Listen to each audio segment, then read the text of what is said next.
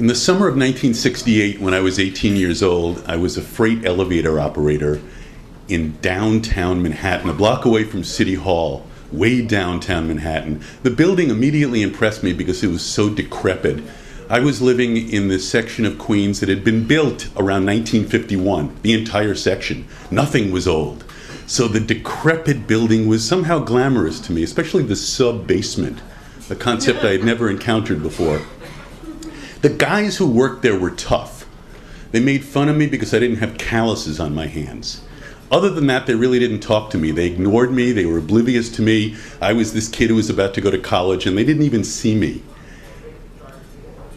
I realized there was a lot going on in 1968 in the summer. Robert Kennedy had just been killed. Martin Luther King was dead for a couple of months. There were riots in the streets of Chicago with the Democratic Convention. But that's not what these guys talked about.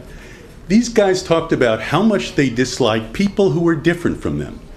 The whites talked about how much they hated the blacks. The blacks would get on the elevator and ignore me completely and talk about how much they hated the whites. And everybody hated the Puerto Ricans. So one time there was this white guy, Gus, who got in alone, and he was telling me how much he disliked the blacks in the building. Then the next floor, this huge black guy comes in, and I turned to him, closed the doors, and said, so Gus, sorry for the interruption. What were you saying just then? One morning in August, I arrived a little early, 7:45. This was the morning that everyone's opinion changed of me a little bit. 7:45, all these guys, maybe 14, 15 of them, were sitting on the sidewalk with their backs up against the old building, drinking beer, smoking cigarettes and small cigars. 7:45 in the morning, Ballantine ale mostly, occasional Budweiser. I looked down the street, I arrived at work, nobody looked at me. I looked down the street and there was this beautiful woman coming toward me. She looked a little familiar. She came right up to me and she said, Danny Gewertz? I said, Edith Blatt? I had gone to 6th grade with Edith Blatt. She actually was the most beautiful, sophisticated girl in the entire 6th grade of PS 115 in Queens, New York. This is a girl that she claimed at age 12 that she had a 35-21-35 figure. And we all believed her. I mean, she was gorgeous. She was such an exclusive person that she actually started a club with 3 friends of hers that she thought were nearly as beautiful and sophisticated as she was, and she called it the sorority. No Greek letters, just the sorority. Then she convinced 4 guys who she thought were almost as beautiful and sophisticated as she was to make the fraternity. There were 8 of them total, and they took no more members. Very exclusive. We couldn't join.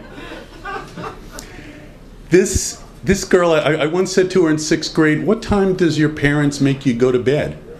And she looked at me, winked a little, and said, well, I go to bed, but I don't go to sleep.